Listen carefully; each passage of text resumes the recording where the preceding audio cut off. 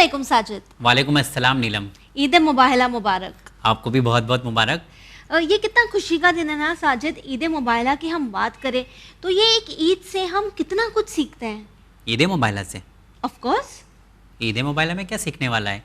عید مباہلہ عید کے دن کیا کرتے ہیں وہی کرنا ہے، کچھ نئے کپڑے پہن لیں گے اور کچھ مٹھائیاں بانٹ دیں گے اور ایک دوسرے کو مبارکباد دیں گے، اور کیا کرنا ہے؟ بالکل، یہ تو ہم کرتے ہی ہیں اور ہمیں یہ ہر عید کے دن کرنا چاہیے، ہر خوشی کو اسی طرح سیلیبریٹ کرنا چاہیے جس طرح تم بتا رہے ہو۔ لیکن اگر ہم خاص کر عید مباہلہ پر نظر ڈالیں تو ہم یہاں دیکھتے ہیں کہ اسلام کی جیت ہوئی، لیکن تم نے کچھ نوٹس کیا؟ اس میں کیا نوٹس کرنے کی چیز ہے؟ بس جو آپ نے بتایا وہی مجھے پتا ہے کہ ہاں آج کے دن اسلام کی جیت ہوئی تھی۔ جی، اسلام کی جیت ہوئی تھی، لیکن یہ ڈیبیٹ تھی جس میں دو بلیفز کے لوگ تھے۔ کیا کبھی سنا ہے کہ عید مباہلہ میں کسی نے کسی کو کچھ برا کہا یا وہاں کسی طرح کا جھگڑا ہوا؟ یا تو ہم اگر دیکھیں کہ اگر کسی بھی بات پر ڈفرینس آف اوپینین ہوتا ہے تو ہم کیا کرتے ہیں؟ برا بھلا کہتے ہیں، ایک دوسرے کو مطلب الٹا سیدھا کہنے لگتے ہیں، اور جوش میں آ کے تو نہ جانے کیا کیا کہنے لگتے ہیں، مطلب ہمیں ہوش بھی نہیں رہتا ہے۔ بالکل ٹھیک، اور کبھی ایکسیپٹ کرتے ہیں جب ہماری غلطی ہوتی ہے؟ اس میں ایکسیپٹ کرنے کی کیا ضرورت ہے؟ کیونکہ جب ہم لوگ بحث کرتے ہیں تو ایک دوسرے کو کوئی جیتتا ہے کوئی ہارتا ہے، کوئی کسی کو برا کہتا ہے کوئی کسی کو اچھا کہتا ہے۔ لیکن یہی خاص بات ہے ساجد مباہلہ کی، کہ اگر ہم ایونٹ آف مباہلہ پر نظر ڈالیں ویورز تو ہم یہ دیکھتے ہیں کہ یہاں پہ ڈیبیٹ تھا، ڈفرینس آف اوپینین تھا، لیکن کافی ایسی چیزیں تھیں جو آج کے دور میں ہی نہیں بلکہ ہر دور کے لوگوں کو کچھ نہ کچھ ضرور سکھاتی ہے۔ عید مباہلہ اتنا سب کچھ سکھاتا ہے؟ بالکل ٹھیک۔ تو ہمیں لگتا ہے کہ آج کے پروگرام میں اس پر تھوڑا سا ہم لوگ بات کر لیتے ہیں کہ آخر میں عید مباہلہ ہے کیا؟ بالکل ٹھیک، بات کرنی بھی چاہیے، لیکن جس طرح سے ہم ہر بار عید مباہلہ کے قصے کو واقعے کو دہراتے ہیں اس بار ہم وہ نہیں کریں گے، تو کچھ نیا کرتے ہیں اور کچھ نئے سوال بھی پیش کریں گے۔ بالکل ٹھیک، انشاءاللہ۔ تو جی ہاں ناظرین، آئیے بڑے ہی عزت اور احترام کے ساتھ اس پروگرام میں چرچا ٹائم میں ملاقات کرتے ہیں حجت الاسلام والمسلمین عالی جناب مولانا کمال احمد خان صاحب قبلہ کا۔ السلام علیکم مولانا صاحب۔ وعلیکم السلام ورحمۃ اللہ وبرکاتہ۔ السلام علیکم۔ وعلیکم السلام ورحمۃ اللہ وبرکاتہ۔ آگا سب سے پہلے تو آپ کو عید مباہلہ کی بہت بہت مبارکباد پیش کرتے ہیں۔ آپ حضرات کی بھی خدمت میں اور تمام ناظرین کی خدمت میں اس عید مباہلہ کی تبریک اور تہنیت ہم بھی اپنی جانب سے پیش کرتے ہیں۔ جی بہت شکریہ۔ آگا جب بھی عید مباہلہ کی ہم لوگ بات کرتے ہیں تو ہم لوگ کے اندر بس چھوٹی سی یہ چیز ابھر کر آتی ہے، اس دن سامنے آتی ہے کہ آج کے دن دین اسلام کی جیت ہوئی تھی۔ جی، میں خود بھی اتنا ہی جانتا ہوں، بہت زیادہ نہیں جانتا اس کے بارے میں، لیکن جب جیت ہوئی تھی اس کے پہلے اگر ہم لوگ دیکھیں تو کچھ لوگ آئے ہوں گے، کوئی ڈیلیگیشن آیا ہوگا رسول اللہ صلی اللہ علیہ وسلم کے پاس، کچھ بات ہوئی ہوگی، تو وہ جو ڈیلیگیشن آیا تھا جو نجران کا ڈیلیگیشن بتاتے ہیں، وہ کون افراد تھے، کس طرح کے لوگ تھے، ان کے بارے میں تھوڑا سا آپ بتائیں۔ کون لوگ تھے؟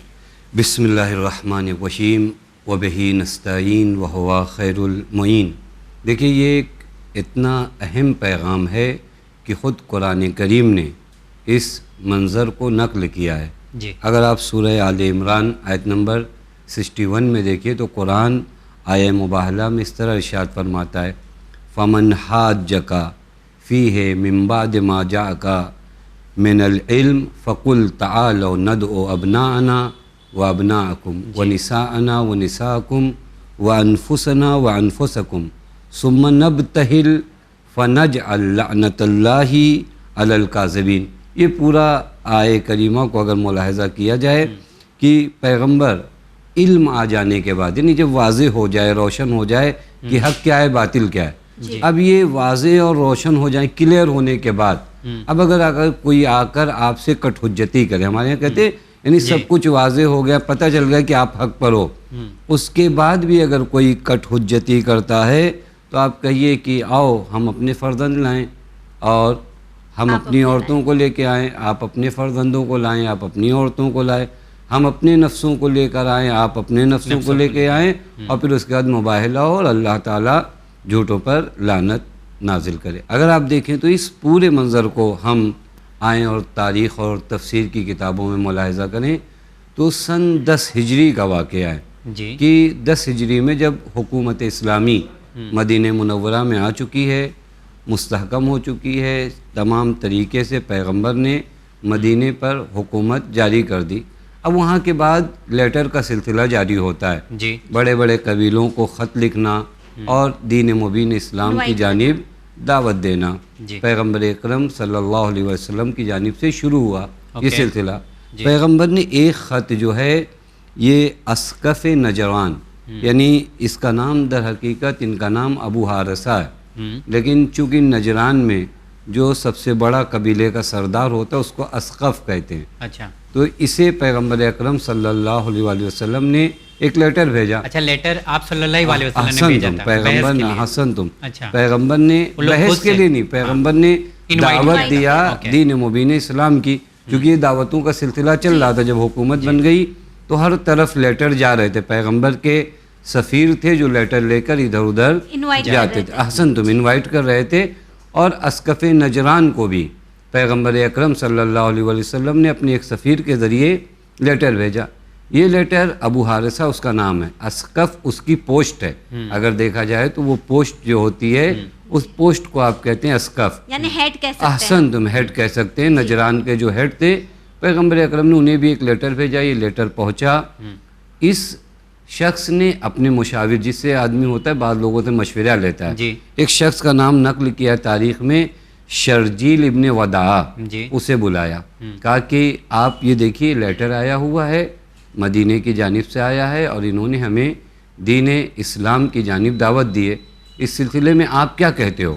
اپنے مشاور سے جب اس نے پوچھا تو اس نے لیٹر پڑھا. لیٹر پڑھنے کے بعد کہا کہ یہ بات تو حقیقت ہے کہ اللہ تعالیٰ نے وعدہ کیا ہے کہ جناب ابراہیم کی اولاد میں سے، جناب اسحاق کی اولاد میں سے نبوت کو منتقل کر کے جناب اسماعیل کی اولاد میں قرار دے گا، جی اور محمد جناب اسماعیل کی اولاد میں سے ہیں.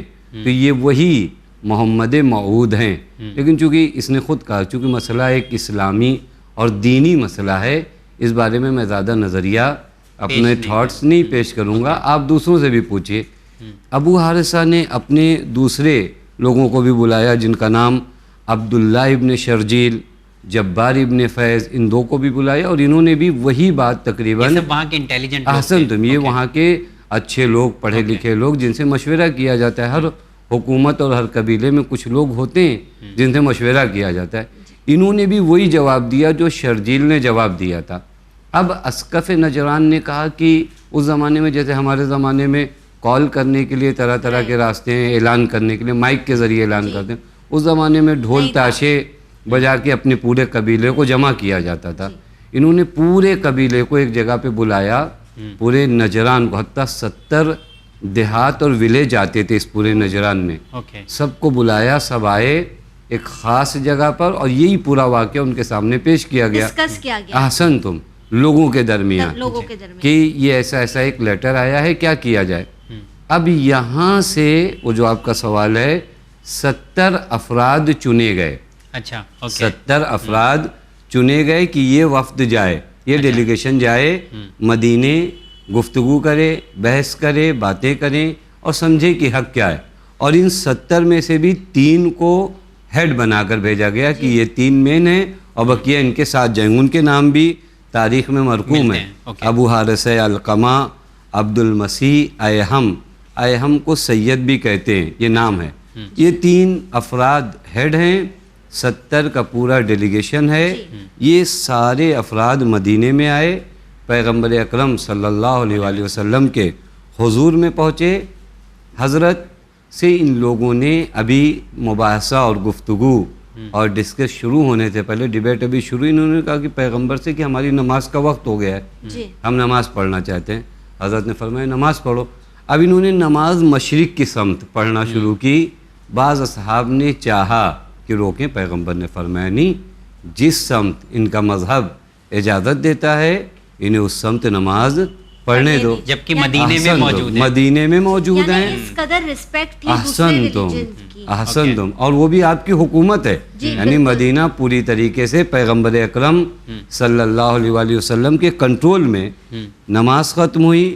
اب یہ لوگ پیغمبر کے حضور میں دوبارہ آئے اور پیغمبر نے انہیں دعوت دی دین مبین اسلام کی کہ یہ دین ہے، میں خدا کا نبی ہوں، رسول ہوں اور میں تمہیں دعوت دیتا ہوں. اور پھر ایک بحث جو ان سے ہوتا ہے، چونکہ بعض چیزیں اختلافی ہوتی ہیں، آپ کے مذہب میں کچھ ہے، ہمارے یہاں کچھ ہے. پیغمبر نے فرمایا کہ جناب عیسیٰ علی نبینا و علیہ الصلوۃ والسلام خدا کے بندے ہیں، وہ بھی ہماری طرح بشر ہیں. ان لوگوں نے کہا نہیں، ہم اس کو ماننے کو تیار نہیں ہے کہ جناب عیسیٰ جو ہے وہ خدا کے بندے ہیں، بلکہ الوہیت جناب عیسیٰ علی نبینا و علیہ الصلاۃ والسلام کے قائل تھے. اور ان کی دلیل بھی یہ تھی کہ چونکہ جناب عیسیٰ بغیر باپ کے اس دنیا میں آئے ہیں، بالکل، کیونکہ صرف ماں ہیں باپ نہیں ہے، لہذا الوہیت ہے جناب عیسیٰ کی. اس کا جواب خود قرآن نے دیا ہے. جی اور پھر شاید اس کے بعد میں وہ آیت پڑھوں تو اور واضح ہو جائے، جب ان لوگوں نے پیش کیا کہ صرف باپ سے صرف ماں سے وجود میں آئے، باپ نہیں تھے، تو اس کا مطلب یہ اللہ ہے. تو قرآن کہتا ہے ان مثل عیسیٰ عند اللہ کمثل آدم خلقہ من تراب ثم قال له کن فیکون. آپ اگر جناب عیسیٰ کو اس وجہ سے اللہ مانتے ہو کہ وہ بغیر باپ کے ہیں، تو جناب آدم علی نبینا و علیہ الصلاۃ والسلام تو نہ ماں ہیں نہ باپ ہیں. یہ استدلال ہو گیا، یعنی یہ پیغمبر کی جانب سے جواب آیا، بہت لاجیکل، بہت لاجیکل جواب کہ جس چیز کو آپ نے بنیاد اور بیس بنایا ہے ان کو اللہ کہنے کا، تو یہ بیس تو جناب آدم علیہ نبینا پہ اور زیادہ جو ہے شدت کے ساتھ لاگو ہوتا ہے. اب یہ تمام معرکہ جب حل ہو گیا، اب قرآن کہتا ہے کہ فمن حاجکا، اب بھی اگر یہ کٹ حجتی کریں اور قبول نہ کریں، یعنی دلیل آ گئی، دلیل کے آنے کے بعد بھی اگر یہ قبول نہیں کرتے تو اب ان سے کہا جائے کہ مباہلہ کریں. پس وہ 70 افراد چلے تھے، 3 افراد ان میں سے ہیڈ ہیں، مناظرہ اور مباحثہ ہوا، گفتگو ہوئی، ڈیبیٹ ہوئی، پھر قرآن نے استدلال بھی پیش کیا. اب یہ طے پایا کہ ٹھیک ہے، اب اگر آپ بات ماننے کو تیار نہیں ہو تو ایک دوسرا راستہ یہ ہے کہ کل فلاں وقت آپ اپنی اولاد کو لے کر، ہم اپنی اولاد کو لے کر، آپ اپنی عورتوں کو لے کر، ہم اپنی عورتوں کو، ہم اپنے نفوس کو لے کر، آپ اپنے نفوس کو لے کر، یہ پورا قافلہ دونوں طرف سے آیا. تاریخ اور مفسرین اور احادیث ہر جگہ ملتا ہے کہ پیغمبر جو کاروان لے کر چلے، پیغمبر کے ہمراہ پیغمبر کی دختر نیک اختر صدیقہ طاہرہ سلام اللہ علیہا، نسانا کی منزل پر، انفسنا کی منزل پر خود حضرت امیر، اور ابنانا کی جگہ پر امام حسن و حسین علیہ السلام. یہ نور کا قافلہ بڑھا. اسقف نجران نے جب اس منظر کو آتے ہوئے دیکھا، وہ مرحلہ ہے، شاید اگر ہم اپنے ناظرین سے کہیں کہ جس طرح قرآن کے بارے میں قرآن نہیں کہتا ہے کہ قرآن اگر پہاڑ پہ نازل ہو جائے تو پہاڑ ریزہ ہو جائے، اب یہ مسادی کے قرآن کو جب اس نے آتا ہوا دیکھا تو کہا اگر یہ دعا کر دیں تو پہاڑ بھی اپنی جگہ سے ہل جائے گا. اس کے بعد وہ لوگ تسلیم بھی ہوئے، ایکسیپٹ بھی کیا، تسلیم بھی ہوئے، پیغمبر سے آ کر صلح کی. توجہ فرمائیں، یہ پورا مرحلہ اس طرح ہے. اوکے، یعنی یقین کر لیا ان لوگوں نے پھر کہ اب بحث کر کے کوئی فائدہ نہیں، ایک صلح کیا پیغمبر سے، اس بات تمام. اوکے، بہت ہی بہترین طور پر مولانا صاحب نے ایکسپلین کیا ہے کہ کس طرح جب انہیں لاجیکل وے میں ایکسپلین کیا گیا تو انہوں نے تسلیم کر دیا. وہی اگر اب اسے ریلیٹ کریں ہم دور حاضر سے مولانا صاحب، تو ڈفرینس آف اوپینین ہونا، ڈفرینس آف بلیف ہونا تو عام بات ہے. ہم ایک ایسی جگہ ہے جہاں بہت الگ الگ مذاہب کے لوگ ہوتے ہیں، تو لیکن اپنے مذہب کے اوپر جب بات آتی ہے تو ایک جو طریقہ ہوتا ہے کہ ہم ڈفرینس کو ایکسیپٹ کریں، بالکل یہ ہمیں دیکھا نہیں جاتا، دیکھنے نہیں ملتا آج کے دور میں تو بالکل نہیں، بالکل نہیں دیکھنے ملتا ہے. ٹھیک ہے، تو اگر ہم مباہلہ کو آج کے دور میں یا آنے والے ہر دور کے لوگوں کو پیغام دینا چاہے کہ کس طرح دو الگ الگ ریلیجن کے لوگ جب ساتھ میں آئے تو بحث کرنا ضروری نہیں ہوتا، ایکسیپٹنس ہونا چاہیے، تو ہم یہ کس طرح سیکھیں گے؟ جی بہترین چیز یہ ہے کہ انسان ایسی جگہ پہ اپنی عقل کو حاکم بنائے. کبھی کبھار یہ ہوتا ہے کہ بعض جگہوں پہ بحث میں میں اس چیز کو نہیں ثابت کرنا چاہتا، میں اپنے آپ کو ثابت کرنا چاہتا ہوں. بحث کا جو بہت بڑا پرابلم یہ ہوتا ہے کہ اصل جس مدعے کو لے کر آپ اٹھیں کہ اس کو ثابت کرنا یہ حق ہے یا باطل، وہ کہیں پیچھے رہ جاتا ہے. سامنے میں آگے آتا ہوں کہ میں اپنے آپ کو ثابت کروں. احسن تم، ایگو آتا ہے کہ میں کہیں تو زیر تو نہیں ہو رہا ہوں، میں کہیں تو اوپر تو نہیں جا رہا ہوں، میں کہیں نیچے. تو مسئلہ وہیں پر آتا ہے کہ جہاں مجھے اپنے آپ کو ثابت کرنا پڑتا ہے. وگرنہ اگر میں ایک عقیدہ، ایک بات، ایک تھاٹس میرے صحیح ہیں یا غلط ثابت نہیں ہو پائے تو میں اس پہ ڈٹا تو نہیں رہوں گا. مجھے اگر پتہ چل جائے کہ آپ حق پر ہو تو اس کے بعد انسان اگر اس کے اندر ابھی انسانیت ہے اور ہر دھرمی نہیں ہے تو انسان کی پہچان ہی یہ ہے کہ وہ حق کے سامنے تسلیم ہو جاتا ہے، یعنی بحث کرنے کی احسن ضرورت نہیں یہ ہے. انسان لیکن کی آج کے پہچان دور میں یہ دیکھا جاتا ہے ہم لوگ جب جیسا نیلم نے کہا کہ جب بحث کرتے ہیں تو لہجہ اپنا کنٹرول نہیں کر پاتے ہم لوگ. جی. ساتھ ہی ساتھ یہ بھی دیکھا جاتا ہے جب دو عقائد کے لوگ آتے ہیں تو ایک دوسرے کی جو بھاونا ہوتی، دھارمک بھاونا آہت ہو جاتی ہے، یعنی برا بھلا عقائد کو کہنے لگتے ہیں، ٹھیس پہنچا دیتے ہیں، ٹھیس پہنچا دیتے ہیں. اس سچویشن یہ تو آج کے دور میں کافی زیادہ دیکھا جا رہا ہے کہ آپ ان کے دھرم کو برا کہیں، وہ آپ کے دھرم کو برا کہیں گے. جب دونوں لوگ ایک دوسرے کو برا کہیں گے تو کسی ایک کو تو غصہ بہت زیادہ آئے گا. ایسی سچویشن میں کہ وہی اوپینین الگ الگ ہو سکتے ہیں لیکن اس کا مطلب یہ نہیں ہے کہ آپ ایک دوسرے کو کچھ نقصان بھی پہنچائیں. کہیں. جی. دیکھیے دین مبین اسلام کی جو لاجک ہے اور جو فرمان ہے، دین کبھی بھی اجازت نہیں دیتا کہ آپ دوسروں کے مقدسات کی بے احترامی کرو. میں چاہے وہ دین کسی بھی احسن دھرم کا تم ماننے والا ہو. کسی بھی دھرم کا ماننا، چونکہ اسلام کو آپ کہاں سے سمجھیں گے؟ قرآن سے بالکل. اور پیغمبر اکرم صلی اللہ علیہ وآلہ وسلم کی سیرت سے. جب یہی کہ تو ہم اسلام کو جی پریزنٹ قرآن میں پڑھتے بھی ہے کہ لکم دینکم ولی احسن دین. تم.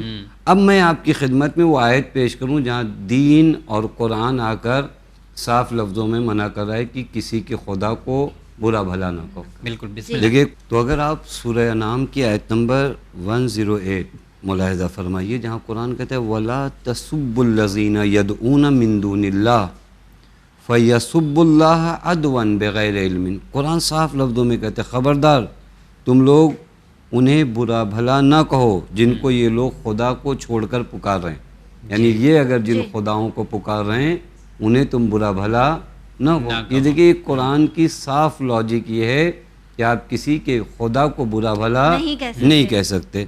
اور اگر آپ آئیے میں آپ کو ایک ایسی جگہ کی مثال دوں کہ جہاں پر کسی چیز کا خیال نہیں کیا. جنگ کے ماحول میں کسی چیز کا خیال ہوتا ہے. جنگ میں نہ جانے کون کون سی وہ چیزیں جو جنگ سے پہلے جائز نہیں ہوتی، جنگ میں سب کچھ یہ ہوتا ہے کہ چلتا ہے. لیکن دین وہاں پر بھی دوسروں کو برا بھلا کہنے کے لیے اتنا سخت ہے. میں روایت دیکھ رہا تھا جنگ صفین ہے، کتنے دنوں تک کہ جنگ چلی، کتنی سخت یہ جنگ تھی. لیکن جب حضرت امیر نے دیکھا کہ آپ کے لشکری میں سے کچھ لوگ سامنے والے لشکر کے افراد کو برا بھلا اور بد زبانی اور گالم گلوچ کر رہے ہیں تو حضرت کا وہ جملہ عجیب ہے. حضرت فرماتے ہیں انی اکرہ لکم، میں تم سے یہ چیز پسند نہیں کرتا، یعنی میں ایکسیپٹ نہیں کرتا ان تکون سبابین، کہ تم گالم گلوچ کرو. یہ کون سا طریقہ ہوا ہے؟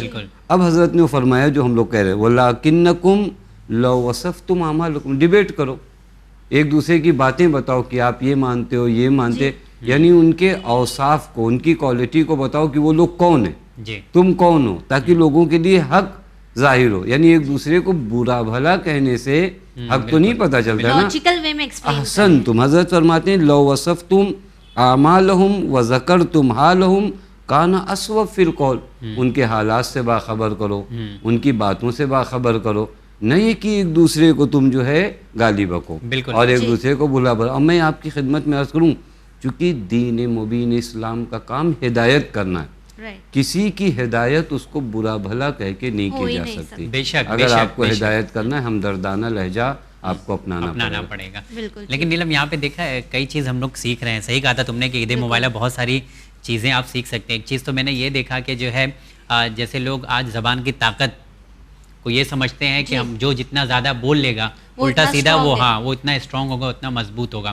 لیکن آپ نے بہت اچھی طرف پوائنٹ کی طرف اشارہ کیا. دوسرا پوائنٹ ایک ہے کہ جب لوگ آئے تو نماز پڑھنے کی اجازت دی گئی کہ آپ نماز پڑھ سکتے ہیں. وہاں پہ کوئی کسی نے روکا نہیں، برا بھلا نہیں کہا. لیکن آج تم نے غور کیا کہ اگر آج مسجدوں پہ بینر لگے ہوتے ہیں، پوسٹر لگے ہوتے ہیں کہ یہ مسلک کے ماننے والے اس مسجد میں نماز نہیں پڑھ سکتے ہیں، تو مطلب ایک بہت بڑے افسوس کی بات ہے کہ مسجدیں بھی ہماری الگ ہو گئی ہیں یہ اسلام کے لحاظ سے بالکل غلط. دین مطلب مدینے میں رہ کر لوگ پڑھے، تو میں چاہتا ہوں اس کی طرف تھوڑا سا آپ اشارہ کریں.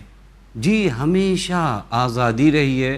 میں آپ کی خدمت میں عرض کروں جب بھی دین نے کسی بھی زمین پر کنٹرول کیا ہے وہاں دین کا پہلا کام یہ تھا کہ لوگ اپنے آپ کو محفوظ سمجھیں. بالکل. دین نے کبھی بھی کسی کی امنیت کو ختم نہیں کیا کہ نہیں آپ ایسے ہو تو آپ ڈرو. دین کا پہلا کام ہی یہ ہے کہ دین شہر کو جنگل نہیں ہونے دیتا. دین شہر کو شہر بناتا ہے.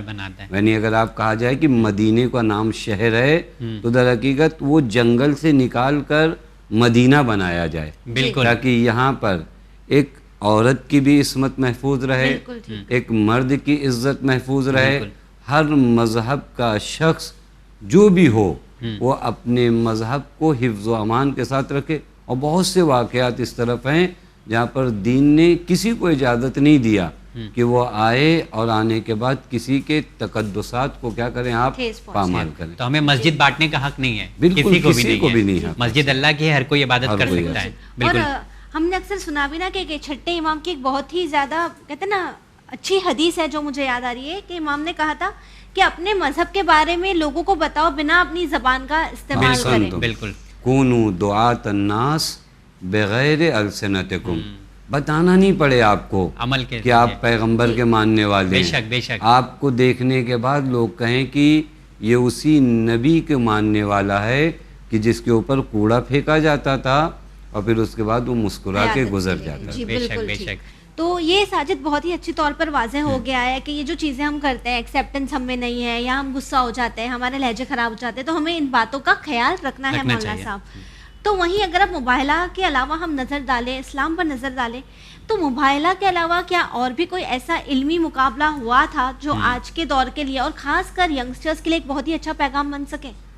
بہت سے مناظرات ہوئے، اگر آپ دیکھیے تو ہمارے علماء نے مناظرات الگ ہے اور یہ مباہلہ جو ہم لوگ مباہلہ بات الگ کر رہے ہے۔ ہیں۔ اچھا، مباہلہ ایک خاص کنڈیشن، اچھی جانب آپ نے اشارہ کیا تاکہ ہم اپنے ناظرین کو بھی بتا سکیں کہ مباہلہ اس کنڈیشن کا نام ہے کہ دلیلیں پیش کی جا چکی ہیں، کٹ حجتی ہو رہی ہے، اب اس کے بعد ایک خاص بددعا کا اہتمام کیا جاتا ہے جی کہ آئیے اب یہ کہا جائے، یعنی جب آپ اور ہم فیصلہ نہیں کر پائے جی کہ آپ نے باتیں نہیں مانی تو اب آئیے ایک دوسرے سے مباہلہ کریں، یعنی لعنت کریں ایک دوسرے کے اوپر۔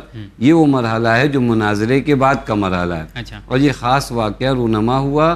اور واقعاً اگر آپ مباہلہ کو دیکھیں تو حقانیت دین مبین اسلام اس مباہلہ سے ثابت ہے۔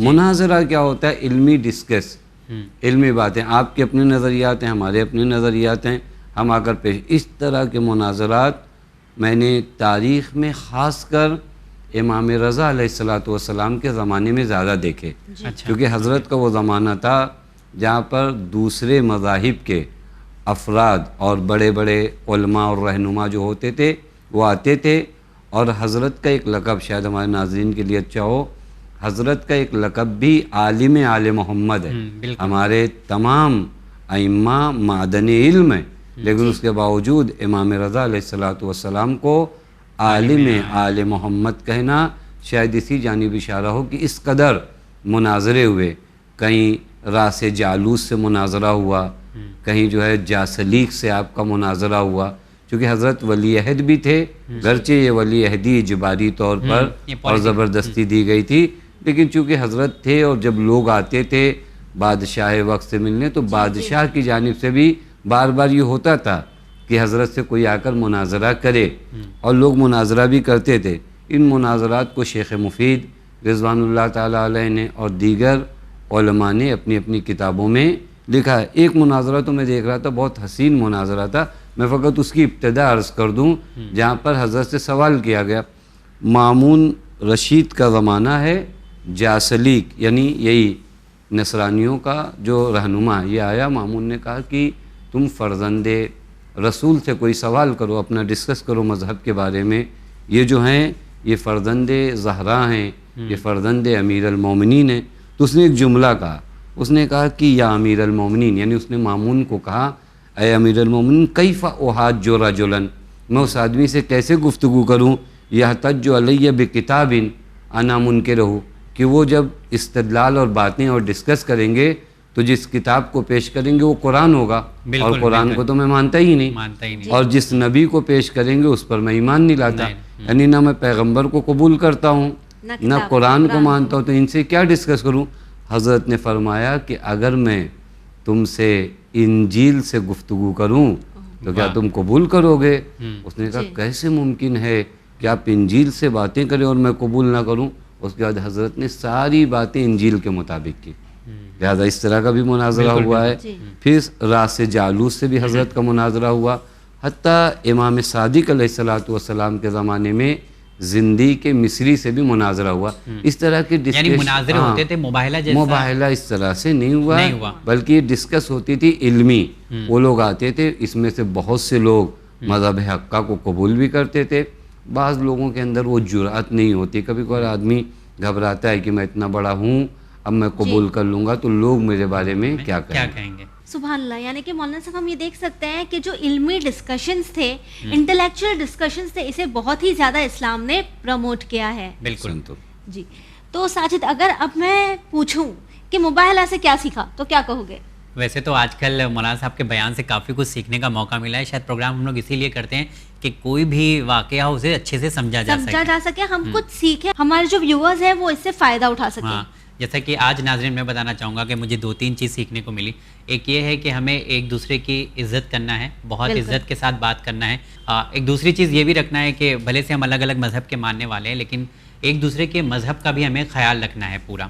اور تیسری چیز جو یہ بہت اچھی ہے کہ ہمیں اپنی زبان نہیں خراب کرنا ہے، بلکہ حق آپ کو بتانا ہے، سچائی بتانا ہے. سامنے والے کا کام ہے وہ قبول کرے نہ کرے، لیکن آپ کو حق بیان کرنا ہے اور الٹی سیدھے الفاظ کا استعمال نہیں کرنا ہے. ساتھ ہی ایک امپورٹنٹ چیز یہ بھی ہوتی ہے ویورز کہ چاہے بات مذہب کی ہو یا کوئی بھی آرگیومنٹ ہو، کوئی بھی ڈیبیٹ ہو، ہم اکثر ڈیبیٹ میں یہ بھول جاتے ہیں کہ ہمارا پوائنٹ کیا ہے، یہ ڈیبیٹ ہم نے شروع کیوں کی. بات ہمارے اپنے ایگو کی آ جاتی ہے.